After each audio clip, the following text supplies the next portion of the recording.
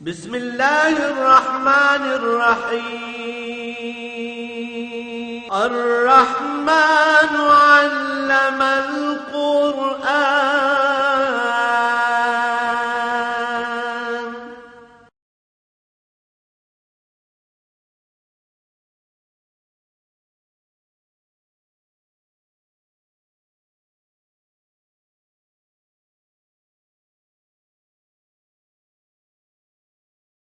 الحمد لله رب العالمين والصلاة والسلام على حبيبه محمد وآله وصحبه أجمعين.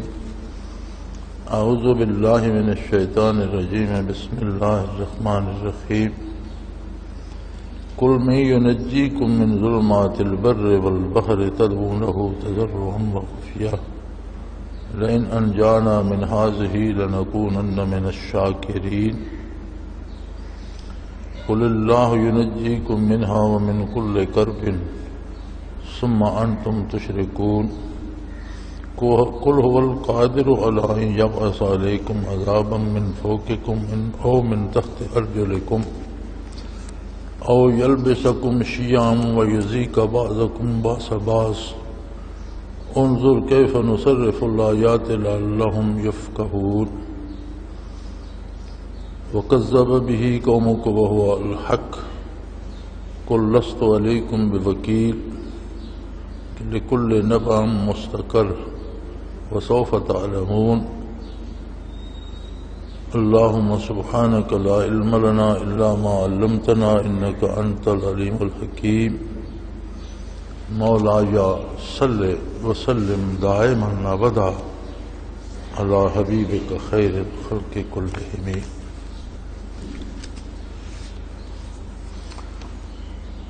سادہ سا با محاورہ ترجمہ ان آیات مبارکہ کا یہ ہے کہ ان سے کہ یہ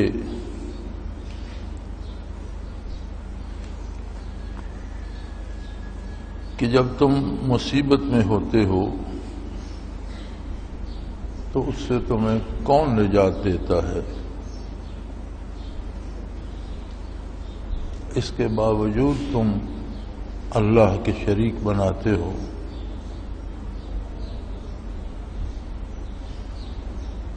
قل من ينجيكم من ظلمات البر والبحر، تمہیں کون نجات دیتا ہے سمندری طوفانوں میں اور زمین پر پھیلنے والے طوفانوں میں. اس وقت تو تم اللہ کو پکارتے ہو بڑے تذلل کے ساتھ اور چپکے چپکے دل میں، اور کہتے ہو اگر اللہ ہمیں اس سے نجات دے دے تو ہم اس کے شکر گزار بندے بنیں گے. اور تمہیں کون نجات دیتا ہے ہر مصیبت سے، لیکن نجات پانے کے بعد تم پھر اللہ کے شریک بنانے لگتے ہو. ان سے فرما دیجئے کہ وہ قادر ہے تم پر اوپر سے عذاب بھیج دے یا نیچے سے پاؤں کے نیچے سے عذاب نکال دے یا تم کو مختلف گروہوں میں بانٹ دے اور تم ایک دوسرے کے گلے کاٹنے لگ جاؤ. اور دیکھیے ہم کس طرح آیات اور کس طرح سے واقعات بیان فرماتے ہیں تاکہ لوگ سمجھ سکیں. آپ کی قوم نے اس کا انکار کیا حالانکہ یہ حق ہے. آپ فرما دیجئے کہ میں تم پر کوئی داروغہ نہیں ہوں کہ زبردستی تم سے اقرار کرواؤں، اور ہر خبر کا ایک وقت ہے، عنقریب تمہیں سمجھ آ جائے گی.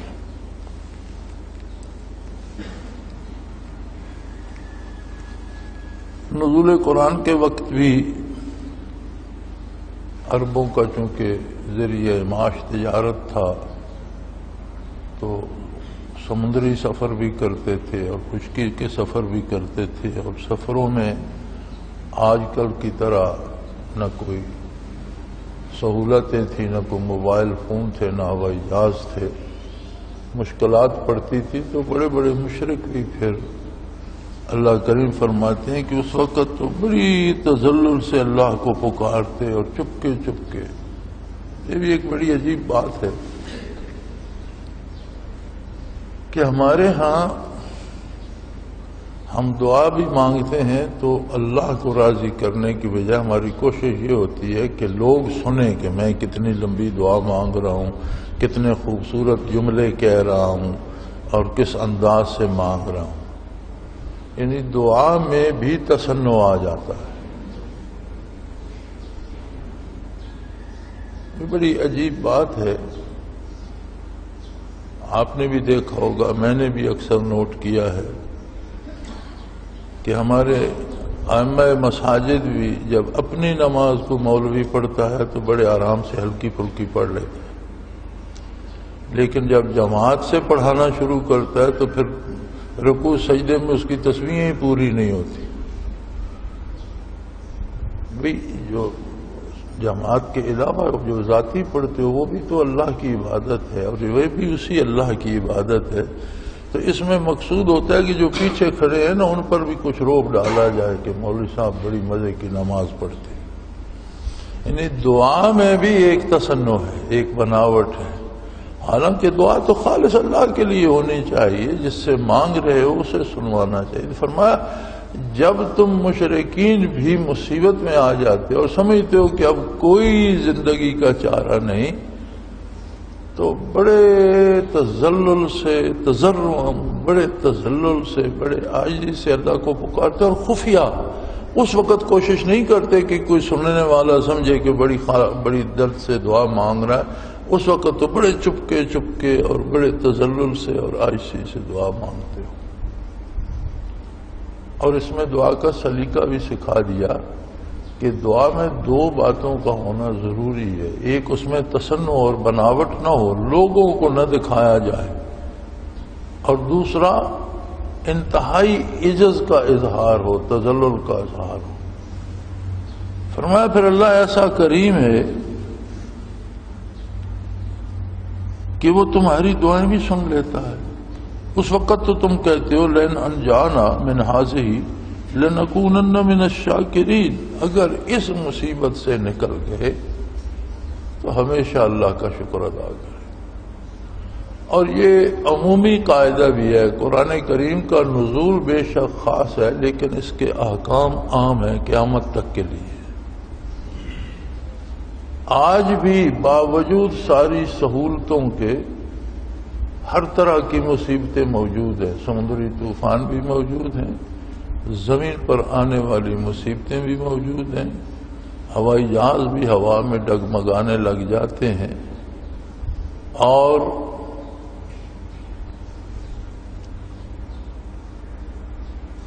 جب کوئی ایسی صورت بنے ہوائی جہاز میں لوگ سمجھیں کہ گر جائے گا تو پھر آپ ان کے تذلل اور عاجزی اور دعاؤں کو سنیں.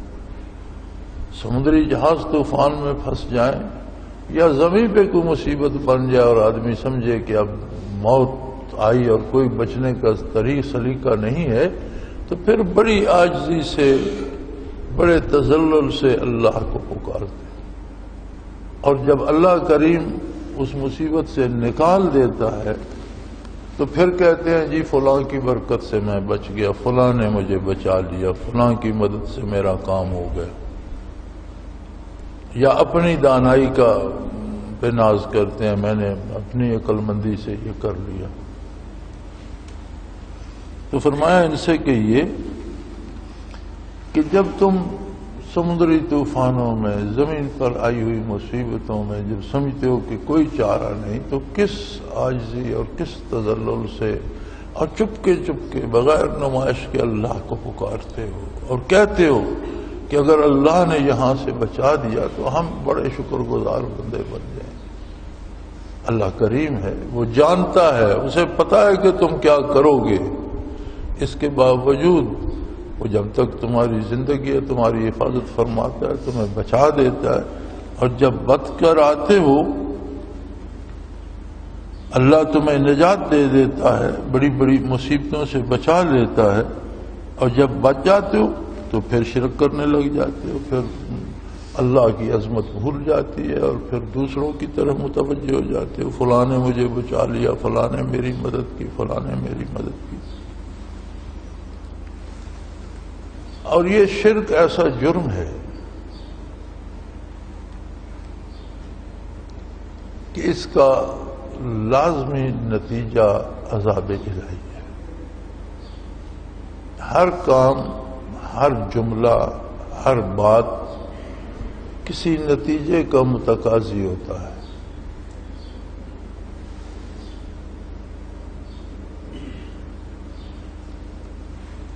جس طرح کوئی بیج زمین پہ گرتا ہے تو کچھ رویدگی اس سے ہوتی ہے۔ اب جس چیز کا بیج ہے وہی پیدا ہوتی ہے۔ گھاس کے بیج سے گھاس پیدا ہوگی، پودوں کے بیج سے پودے پیدا ہوں گے، درخت کے بیج سے درخت پیدا ہوگا، غلے کے بیج سے غلہ پیدا ہوگا۔ اسی طرح انسان کا ہر فعل، اس کا ہر جملہ ایک بیج ہے، ایک تخم ریزی ہے جو ہم فضا میں کرتے ہیں۔ وہ یقیناً اپنے وقت پہ بڑا ہو جاتا ہے، تناور درخت بن جاتا ہے، اس پہ پھل آتا ہے، وہی پھل آتا ہے جو بیج ہے۔ اگر کوئی فوش گفتگو کرتا ہے، جھوٹ بولتا ہے، دھوکہ دیتا ہے تو وقت لگ جاتا ہے، تھوڑا سا وقت لگ جاتا ہے، چونکہ دنیا عالم اسباب ہے اور اللہ کریم اسباب پر نتائج مرتب فرماتے ہیں، اور یہ قدرت کا نظام ہے کہ ہر چیز کے نتیجے میں تھوڑا سا وقت لگتا ہے۔ ایک قدرت کا ایک طریقہ ہے، اس طریقے، اس سلیقے کے مطابق اپنے وقت پر وہ چیز پھل لے آتی ہے۔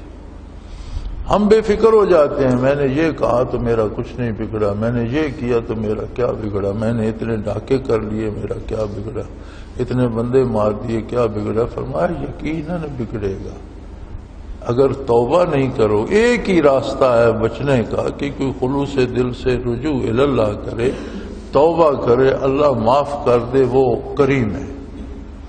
توبہ نہیں کرے گا، باز نہیں آئے گا تو ہر چیز کے واقع ہونے میں ایک وقت لگتا ہے۔ یہ قدرت کا نظام ہے۔ وہ چاہتا تو آنے واحد میں ہر چیز اپنی جگہ موجود ہوتی، لیکن اس نے زمین و آسمان اور کائنات کی تعمیر میں بھی وقت لگایا۔ اسی طرح ہر کام میں، ہر شعبے میں ایک خاص وقت لگتا ہے، تب جا کر وہ چیز اپنے نتائج کو پہنچتی ہے۔ لیکن جب اسے کوئی پکارتا ہے تو وہ اتنا کریم ہے کہ آپ اندازہ کریں۔ یہاں خطاب تو منکرین اور مشرکین کو ہے۔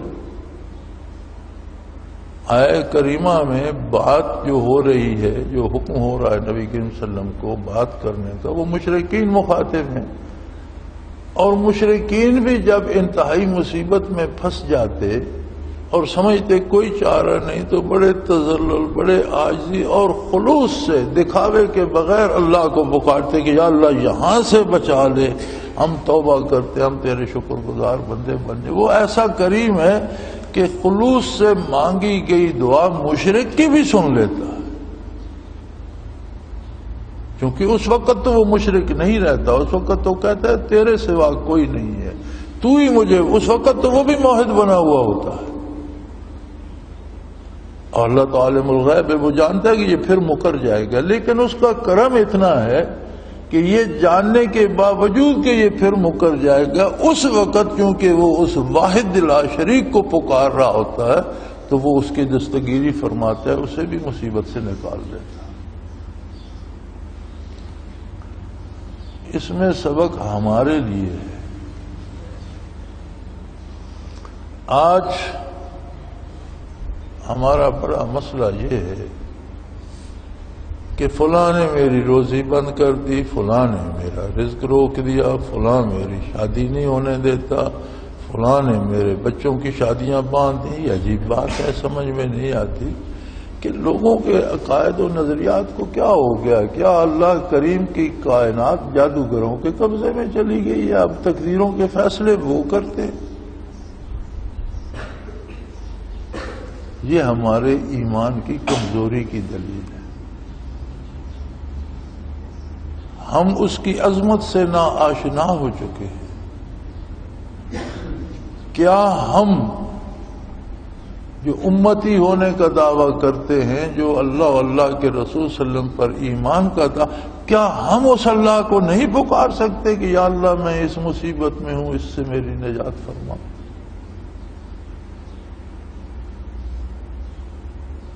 کیوں ایسا کیوں نہیں کرتے ہم؟ کیوں شکوہ لے کر بھاگتے ہیں؟ کیوں کسی کے پاس جاتے ہیں؟ اس لیے کہ ہمیں اللہ جل شانہ کی عظمت پہ، اس کے کرم پہ وہ یقین حاصل نہیں جو ہونا چاہیے۔ دعویٰ اسلام کا ہم کرتے ہیں لیکن عملاً اسلام سے ہم کوسوں دور ہیں۔ کتنی عجیب بات ہے کہ کہتے ہیں یہ اسلامی ریاست ہے، الحمدللہ، ویسے اسلامی ہے نہیں، مسلمانوں کی ہے، اسلامی نہیں ہے۔ اسلامی تو تب ہوتی کہ اس پر اسلام نافذ ہوتا، جب نظام وہی ہے جو انگریز کا دیا ہوا ہے۔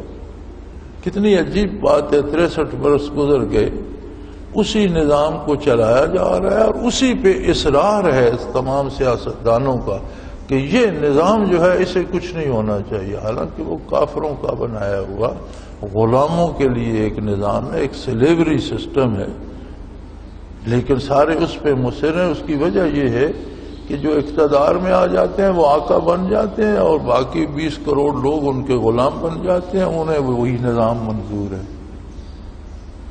کلمے پڑھتے ہیں، نمازیں پڑھتے ہیں، میں نے اپنے ارباب اقتدار کو نمازیں پڑھتے دیکھا ہے، تلاوت کرتے ہیں، لیکن عملاً اس پہ مصر ہیں کہ یہی نظام رہے، ہم آقا رہیں اور مخلوق ہماری غلام رہے اور محتاج رہے۔ اور انگریز کے اس بنائے ہوئے نظام کو گھسیٹنا، اس لیے یہ اسلامی حکومت نہیں ہے، ہاں مسلمانوں کی حکومت ہے۔ صاحب اقتدار کی بھی مسلمان ہیں اور اکثریت جو ملک میں رہنے والی ہے وہ بھی مسلمان ہے۔ تو جب ہم سب مسلمان ہیں تو کافر اگر خلوص سے اللہ کو پکارتا ہے تو اللہ اس کی دعا بھی رد نہیں کرتا، تو ہم اللہ کو کیوں نہیں پکارتے؟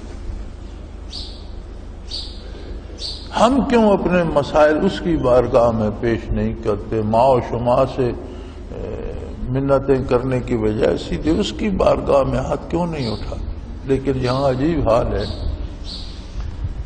لوگ آ جاتے ہیں، جی فلاں کام ہے، جی فلاں افسر کے لیے رکا دے دو، جی فلاں کو ٹیلی فون کر دو۔ جی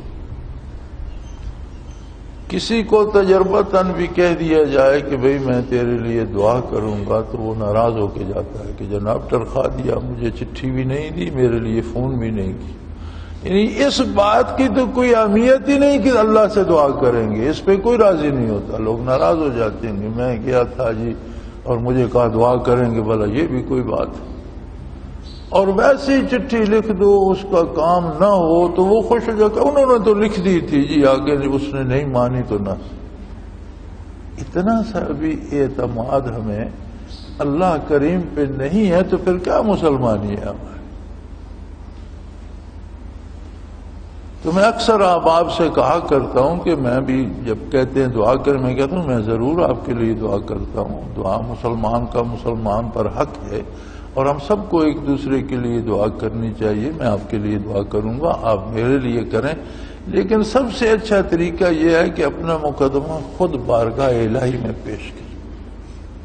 آپ کے پاس تو بہت بڑا وسیلہ ہے محمد الرسول اللہ صلی اللہ علیہ وسلم کی ذات کا، آپ امتی ہیں نبی آخر الزمان کے، آپ درود شریف پڑھیں، آپ دعا مانگیں، آپ پھر درود شریف پڑھیں۔ تو بزرگ فرماتے ہیں کہ درود شریف بھی تو دعا ہے کہ اللہ برکات اور رحمت نازل فرما آقا نامدار صلی اللہ علیہ وسلم پر اور ان کے اہل بیت پر، ان کے اصحاب پر، ان کے ازواج پر، تو درود شریف بھی تو دعا ہے۔ تو بزرگ فرماتے ہیں کہ دعا سے پہلے آپ درود شریف پڑھتے ہیں، اللہ قبول فرماتا ہے، پھر اپنی درخواست کرتے ہیں، پھر بعد میں پھر درود شریف پڑھتے ہیں تو درود تو قبول ہوتا ہے بہرحال۔ تو اللہ کی عظمت سے یہ بعید ہے کہ دعا کی پہلی بات بھی قبول کر لے، آخری بھی قبول کر لے اور درمیان کو چھوڑ دے، اس درود کے توفیل آپ کی بات بھی منظور ہو جاتی۔ ہاں، مومن کی دعا کبھی رد نہیں ہوتی۔ یہ ایک حدیث میں ارشاد حضور نے فرمایا کہ مومن کی دعا کبھی رد نہیں ہوتی، ہر دعا منظور ہوتی ہے، لیکن اس میں دو چیزیں ہونی چاہیے، ایک عجز و نیاز ہونا چاہیے، تذلل ہونا چاہیے، اور دوسرا دکھاوا نہیں ہونا چاہیے، خفیہ اللہ سے بات کرے۔ دکھاوا ہو گیا تو دعا دعا نہ رہی، تذلل نہ رہا پھر بھی دعا دعا ہی نہ رہی، اور اگر دعا ہو تو منظور ہو جاتی ہے۔ فرمایا اس کے طریقے مختلف ہیں، ایک تو یہ ہے کہ آپ نے پانی مانگا فوراً پانی مل گیا،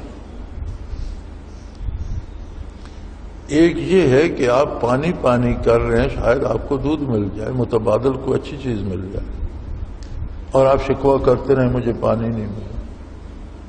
اللہ کریم بعض اوقات ہم جو کچھ مانگ رہے ہوتے ہیں وہ ہمارے لیے مضر ہوتا ہے، اسے اچھی چیز سے بدل کر عطا کر دیتے ہیں۔ بعض اوقات یہ ہوتا ہے کہ دعا ہو بہو پوری ہوتی ہے، لیکن اس میں تھوڑا سا وقت لگ جاتا ہے، ہر چیز کا ایک وقت معین ہے۔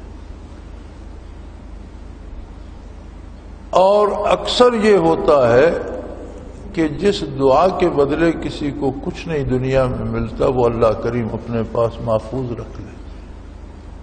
حضور علیہ الصلوۃ والسلام کا ارشاد ہے کہ عرصہ معاشر میں میزان پہ جب نیکیاں اور گناہ تولے جا رہے ہوں گے تو کسی کا جب گناہ نیکیاں رکھ کر پلڑے میں ہر بندے کی فرشتے عرض کریں گے بارگاہ الوہیت میں، فیصلہ تو اس نے کرنا ہے کہ جی نیکیاں بھی پلڑے میں گناہ بھی۔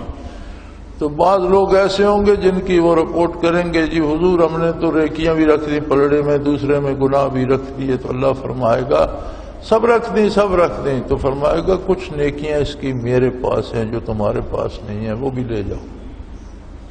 حضور فرماتے ہیں وہ مومن کی وہ دعائیں ہوں گی جن کا بدلہ اسے دنیا میں نہیں ملا، اور ان میں اتنا وزن ہوگا کہ جب اللہ کی بارگاہ سے وہ عطا ہوں گی تو اس کی نجات یقینی ہو جائے گی۔ اور بڑے بڑے مستجاب الدعوات دنیا میں جن کی دعائیں منظور ہوتی تھی وہ اس وقت خواہش کریں گے کہ کاش دنیا میں میری کوئی دعا قبول نہ ہوتی، اور آج کام ہے۔ تو دکھ تکلیف یہ ایک عجیب سا اس کا فلسفہ ہے۔ ہم کچھ سوچتے ہیں، کسی چیز کی آرزو کرتے ہیں، کچھ خواہش کرتے ہیں، اب اس کے مطابق واقعات ہوتے ہیں تو ہم خوش ہو جاتے ہیں، لیکن واقعات کا فیصلہ تو اس نے ہمارے پیدا ہونے سے پہلے کر دیا، واقعات تو اس کی مرضی سے ہونے، ہم خواہش اپنی مرضی سے کرتے ہیں۔ جب واقعات ہماری خواہش کے خلاف ہوتے ہیں تو ہم پریشان ہو جاتے ہیں، جی مجھ پر مصیبت آ گئی، جی میرے لیے تکلیف بن گئی۔ اب ہم میں اتنی جرت تو ہے نہیں کہ ہم کہیں بھی جو اللہ کو منظور ہے وہ ہو رہا ہے، اب میں اس میں، یہ تو بڑی ہمت کی، یہ تو اس کے خاص بندوں کا حوصلہ ہے جن پر وہ اپنا کرم فرما دے، اس کے مقربان خاص جو ہیں یہ ان کا مقام ہے، ہم عام لوگ ہیں، ہم سے یہ نہیں ہوتا۔ لیکن یہ تو ہم کر سکتے ہیں کہ یا اللہ میں کمزور ہوں، میں مسکین ہوں، مجھ میں اتنی ہمت نہیں ہے، مجھ پر یہ آزمائش نہ ڈال، یا اللہ میری اس مصیبت کو دور فرما دے، مجھ پر کرم فرما۔ وہ کریم ہے، وہ کرم فرما دے۔ تو عرض میں یہ کرنا چاہ رہا ہوں کہ اس آیت کے مخاطب مشرکین ہیں، اور وہ شرک کو چھوڑ کر جب مصیبت میں سمجھتے کہ اب موت کے سوا کوئی راستہ نہیں تو اللہ کو بڑے عجز سے اور چپکے پکا، یا اللہ اب تیرے سوا کوئی، وہ ایسا کریم ہے کہتے ہیں میں ان کی بھی سن لیتے نے بچا دیتا، اور یہ ایسے بد نصیب ہیں جب بچ جاتے تو پھر شرک کرنے لگ جاتے۔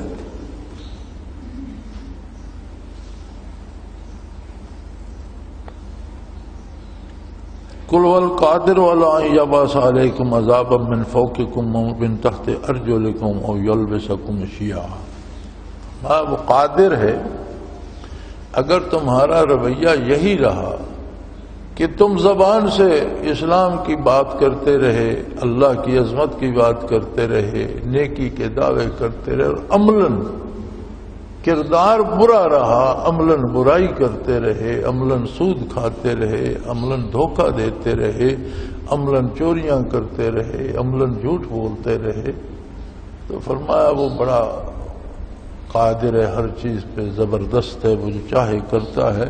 اس کا ایک نتیجہ ہے، یہ جو فصل بیجی جاتی ہے اس پر جو پھل لگتا ہے وہ یہ ہے کہ ان یبعث علیکم عذابا من فوقکم، وہ تم پر اوپر سے عذاب بھیج دے گا۔ ایسی قوموں کے احوال بھی ملتے ہیں جن پر اتنی بارشیں برسیں کہ وہ غرق ہو کر مر گئیں، اور عجیب بات ہے ایسی قوموں کے احوال ملتے ہیں جن پر بارش کی بجائے پتھر برسے، ایسی قوموں کے احوال ملتے ہیں کہ بادل گھر کر آئے اور وہ بڑے خوش تھے بارش ہوگی، اس سے آگ برسی اور تباہ ہو۔ وہ قادر ہے اوپر سے عذاب بھیج دے، نئی نئی بیماریاں مسلط کر دے، نئے نئے امراض پیدا کر دے، او من تحت ارجلکم، یا تمہیں زیر زمین سے عذاب بھیج دے۔ اس کی مختلف صورتیں ہوتی ہیں، جیسے ہم مبتلا عذاب ہیں کہ کنووں میں پانی خشک ہو گیا، بور خشک ہو گئے، زمین سے رویدگی ختم ہو گئی، اور جن علاقوں میں بارشیں ہو رہی ہیں وہاں لوگ بارش سے غرق ہو رہے ہیں، جہاں نہیں ہو رہی وہاں لوگ خشکی سے اور پیاس سے مر رہے ہیں۔ دونوں طرح کے عذاب ہیں۔ یا پھر ایک تیسرا عذاب ہے وہ بھیج دے، وہ کیا ہے؟ وہ تمہیں گروہ تم بٹ جاؤ، آپس میں تقسیم ہو جاؤ، فرقے بن جاؤ، مختلف طبقے بن جاؤ، وَيَذِيقَ بَعْضَكُمْ بَأْسَ بَعْضٍ، اور ایک دوسرے کے گلے کاٹنے لگو، ایک دوسرے کو مارنے لگ جاؤ۔ اللہ ہمیں معاف فرمائے، ہم پر یہ تیسرا عذاب بھی مسلط ہے۔ گزشتہ 2 دنوں میں ٹی وی والوں کی خبروں کے مطابق کراچی جیسے گنجانہ آباد شہر میں 30 بندے قتل ہو گئے۔ کس نے مارے ہیں کوئی پتہ نہیں، ٹارگٹ کلنگ ہے، یہ ایک نیا نام نکل گیا جی، وہ ٹارگٹ کلنگ ہے۔ ابھی کوئی تو کسی نے تو مارے ہوں گے، کوئی پتہ نہیں، ایک دوسرے کو مارنا۔ مرنے والا بھی کلمہ گو ہے، مارنے والا بھی کلمہ گو ہے، وہ بھی مسلمان ہونے کا دعویٰ کرتا ہے، یہ بھی مسلمان ہونے کا دعویٰ کرتا ہے۔ اور مزے کی بات یہ ہے کہ مساجد میں گن مین کھڑے نہ کرو تو نماز پڑھنے میں بھی خطرہ ہے کہ کوئی مار جائے گا، کوئی بم پھینک جائے گا، کوئی گولی چلا جائے گا۔ کیسی عجیب بات ہے۔ اللہ ہمیں معاف کرے اور ہمیں توبہ کی توفیق دے، اور ہمیں گڑ گڑا کر اس سے دعا کرنے کی توفیق دے کہ ہم پر اوپر والے عذاب بھی مسلط ہیں۔ کتنے بادل بنتے ہیں اور کتنی ہم امیدیں لگاتے ہیں، ایک قطرہ نہیں ٹپکتا پانی۔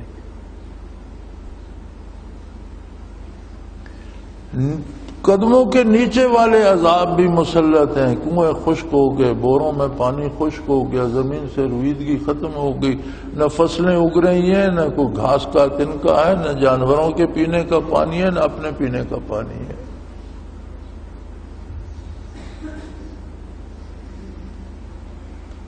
روزمرہ کا صرف مسجد کا پانی پورا کرنا مشکل ہو رہا ہے، بچوں کے کھانے پینے کا مشکل ہو رہا ہے۔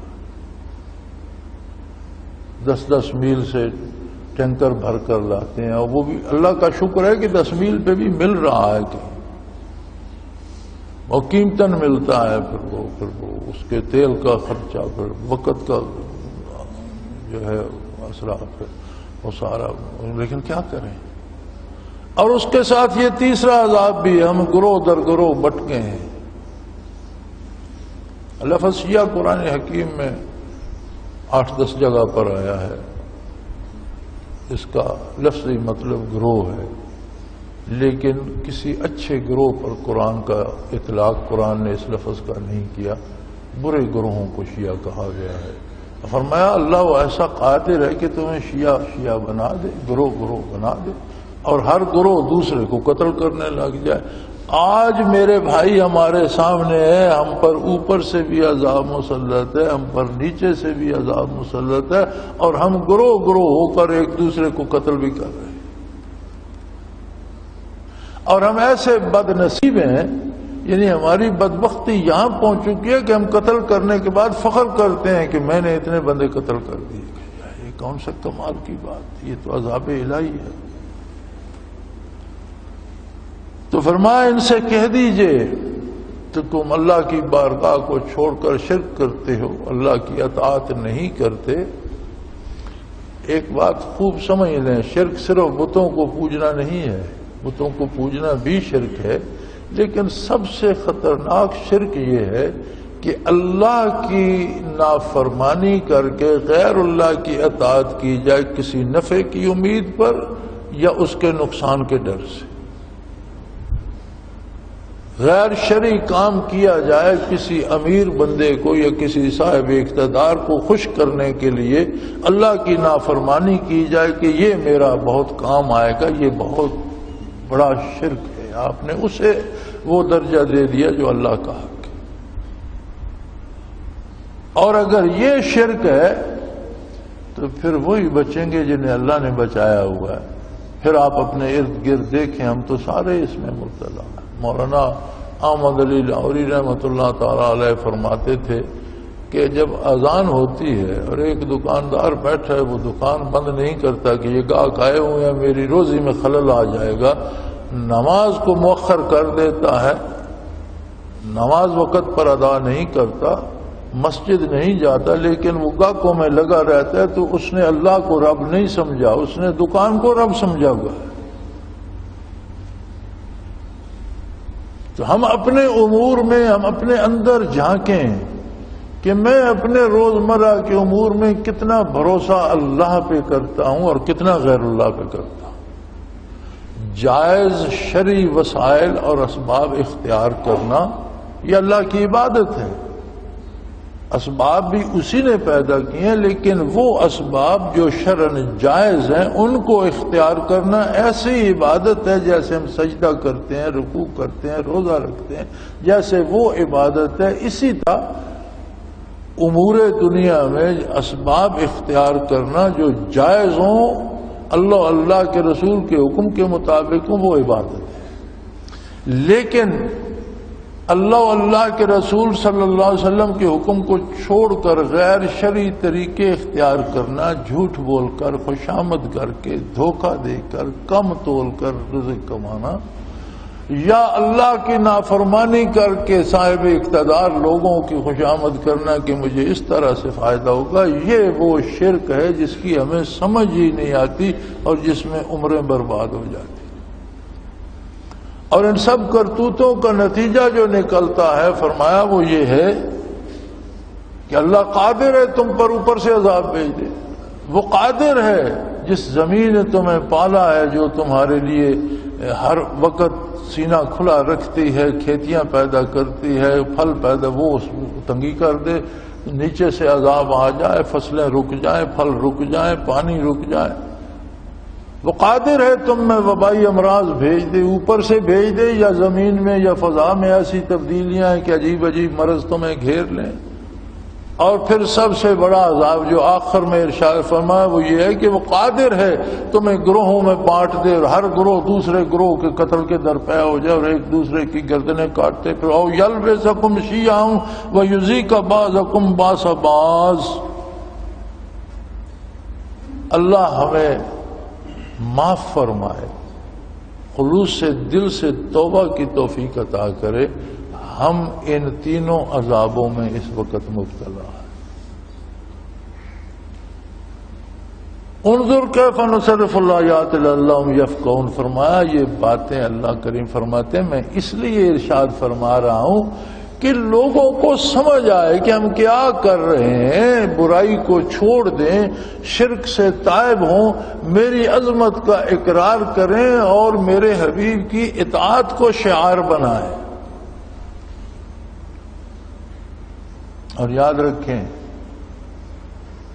وہ ایسا قادر ہے کہ سیدنا ابراہیم خلیل اللہ علیہ السلام کفار و مشرکین میں گر گئے، لیکن اللہ کی توحید پہ قائم رہے، اللہ کے تعلق پہ قائم رہے. کفار نے بہت بڑی آگ جلائی، اتنی بڑی کہ وہ کہتے ہیں اس کا جو تپش تھی وہ میلوں تک جاتی تھی، اس میں پھینک دیے. لیکن اللہ ایسا قادر ہے، فرمایا وَقُلْنَا يَا نَارُ كُونِي بَرْدًا وَسَلَامٌ عَلَىٰ إِبْرَاہِيمَ. اللہ نے آگ بجھائی نہیں. اکثر مفسرین کرام نے لکھا ہے آگ بجھ گئی، گلزار ہو گیا، لیکن جو آیہ کریمہ سے سمجھ آتی ہے وہ ہے کہ آگ کو اللہ مخاطب کر رہا ہے. اے آگ، قلنا ہم نے فرمایا، یا نار، اے آگ، تو ہمیشہ جلاتی ہے، اب کہ ٹھنڈی ہو جا ابراہیم کے لیے، باقی جو کچھ تجھ میں جل رہا ہے اسے جلاتی رہے، لیکن میرے خلیل کے لیے باد بہاری بن جا اور اسے لوریاں دے اور سلامتی کا سبب بن جا. آگ بھڑکتی رہی، ہر چیز کو جلاتی رہی. سیدنا ابراہیم علیہ السلام کے لیے وہ باد بہاری بن گئی، مزے سے بیٹھے رہے، وہی خوشگوار ہوا، اسی میں خوشبو بھر گئی، وہی آگ کے شعلے خوشبوؤں سے بھی بھر گئے، ٹھنڈک سے بھی بھر گئے، اور انہیں گود میں لیے ہوئے بیٹھے رہے. اور جب آگ ٹھنڈی ہوئی تو وہ سلامت. وہ ایسا قادر ہے. ان آج کے عذابوں میں بھی اللہ کے بندے ایسے ہوں گے جو مزے سے اللہ اللہ کر رہے ہیں، انہیں روزی بھی دے رہا ہے، انہیں پانی بھی دے رہا ہے، ان پر کوئی مصیبت بھی نہیں، وہ کسی حکمران کی خوشامد بھی نہیں کرتے اور کسی بدکار کی خوشامد بھی نہیں کرتے اور کسی کے کہنے پر کسی کے آگے ماتھا بھی نہیں ٹیکتے. اللہ نے ان کے لیے اس نعرے ابراہیم میں گلزار پیدا کیا ہوا ہے، اور یہ کسی ایک بندے کے لیے نہیں. کوئی جو بھی اس پہ اعتماد کر لے، جو بھی اس کے نبی صلی اللہ علیہ وسلم کا دامن تھام لے، جس کے ہاتھ میں محمد الرسول اللہ کا دامن ہو، اسے نہ کوئی دنیا کی مصیبت چھوتی ہے نہ آخرت. ہمیں لگتا ہے، ہم سمجھتے ہیں ان پر مصیبتیں ہیں، لیکن نیک لوگوں پہ جو مصیبت آتی ہے وہ یا تلافی مافات ہوتی ہے یا ترقی درجات ہوتی ہے، مصیبت نہیں ہوتی. اس کے بدلے ان کے منازل بلند ہوتے ہیں، مقامات بلند ہوتے ہیں، یا بصیرت انسان کو خطا ہوگی وہ خطائیں معاف ہوتی ہیں. بدکار پہ جو مصیبت آتی ہے وہ از قسم عقوبات ہوتی ہے، اور اس کی پہچان یہ ہے کہ اللہ کے بندے پہ مصیبت بھی آئے تو اس کے دل میں رنج نہیں ہوتا، وہ مطمئن ہوتا ہے، وہ خوش ہوتا ہے. بدکار پہ مصیبت تھوڑی آتی ہے، چلاتا زیادہ ہے، تکلیف زیادہ ہوتی ہے، اسے اس کا دل دکھی ہو جاتا ہے، وہ پریشان زیادہ ہو جاتا ہے. تو اس سے اندازہ ہو جاتا ہے کہ کس پر مصیبت کیسی ہے، یہ اس کی تلافی مافات ہے، ترقی درجات ہے، یا از قسم عقوبات ہے، عذاب کی قسم سے. تو فرمایا ان لوگوں کو بتا دو میرے حبیب، اور یہ قیامت تک کے لیے قرآن کا اعلان ہے کہ وہ ایسا قادر ہے، اوپر سے تم پر عذاب بھیج دے گا، نیچے سے عذاب قدموں کے نیچے سے بھیج دے گا، یا تمہیں گروہ در گروہ بانٹ دے گا. اور یہ بڑا عذاب ہے کہ ہر گروہ دوسرے کے قتل کے درپے ہو جائے گا اور ایک دوسرے کو قتل کرتے پھرو گے. اور دیکھو ہم کتنی کھول کھول کر صاف اور سمجھ میں آنے والی انداز سے باتیں ارشاد فرماتے ہیں کہ تم سمجھ سکو. لعلکم یفقہون، تفقہ ہوتا ہے کسی بات کو اپنے دل میں، اپنے دماغ میں بٹھا لینا، اس کے نفع و نقصان سے آگاہ ہو جانا. تم سمجھ جاؤ اور تم اپنے کردار کی، اپنے عقیدے کی، اپنے نظریے کی، اپنے عمل کی اصلاح کر لو. اللہ سے بات بنا کے رکھو، اللہ کے حبیب صلی اللہ علیہ وسلم سے بات بنا کے رکھو، تاکہ تم پر اللہ رحم فرمائے اور یہ مصیبتیں ٹل جائیں. لیکن یہ لوگ ان حقائق کا انکار کرتے ہیں.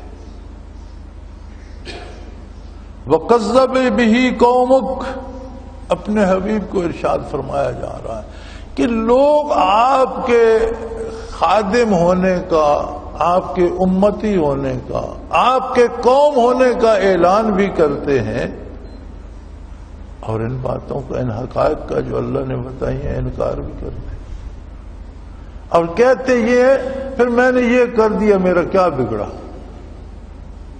میں نے اتنے بندے مار دیے، مجھے میرا کیا کسی نے بگاڑا، میں نے اتنے لوگوں کے پیسے کھا لیے، میرا کسی نے کیا بگاڑ لیا. میں نے اتنے لوگوں کی عزتیں لوٹ لی، میرا کسی نے کیا بگاڑ لیا؟ فرمایا ان سے کہو جو کچھ اللہ کہہ رہا ہے ہو بالحق، یہ سراپا صداقت ہے، اس میں کوئی شبے کی گنجائش نہیں۔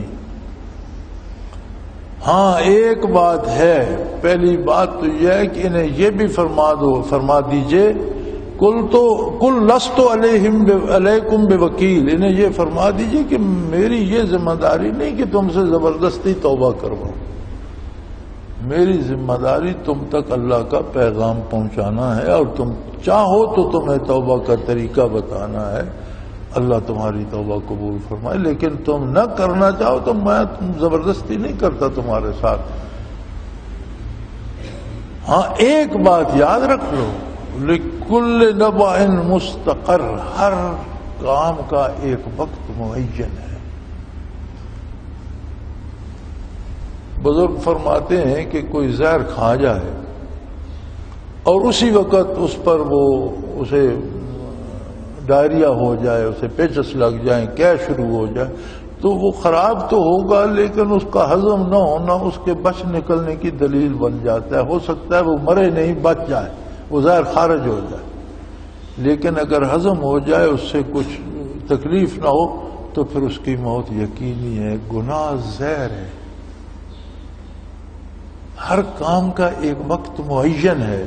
تم گناہ کر کے، جرم کر کے یہ نہ کہو کہ میں نے کیا میرا کچھ نہیں بگڑا، ضرور بگڑے گا، بہت سارا بگڑے گا، لیکن اگر تم نے زہر کھا لیا تو اس میں بھی چند لمحے تو لگتے ہیں تمہارے اس کے اثر کرنے میں، تم جرم پہ جرم کرتے جا رہے ہو۔ تو لکل نبأ مستقر، ہر خبر کے پورا ہونے کا ایک وقت ہے، جب وقت آئے گا تو نتائج تمہیں بھگتنے پڑیں گے۔ فسوف تعلمون، تمہارے سامنے آ جائے گی بات، چھپ نہیں رہے گی، تمہیں بھی سمجھ آ جائے گی، لیکن تب وقت گزر چکا ہو۔ اب وقت ہے، اب بھی وقت ہے۔ یعنی عجیب لوگ ہیں ہم کہ یہ جو 3 عذاب قرآن کریم نے ارشاد فرمائے، اس وقت ہم ان تینوں میں مبتلا ہیں۔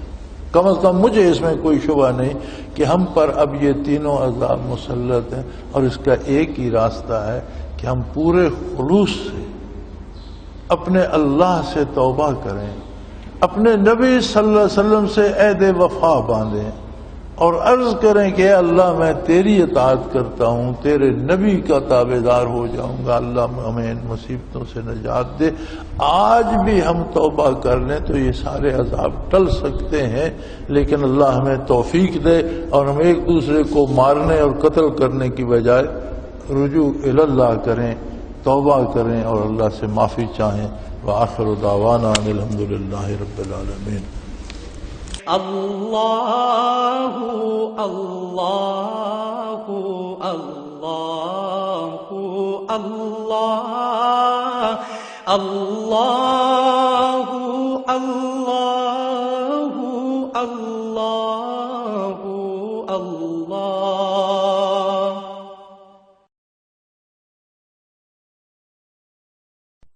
حضرت امیر محمد اکرم آوان مد ذلہ العالی دارالعرفان منارہ ضلع چکوال میں سالہ سال سے قرآن و حدیث کے اوپر خطابات کر رہے ہیں اور سلسلہ نقشبندیہ اویسیہ کے مطابق لوگوں کو ذکر الہی کی تربیت دے رہے ہیں۔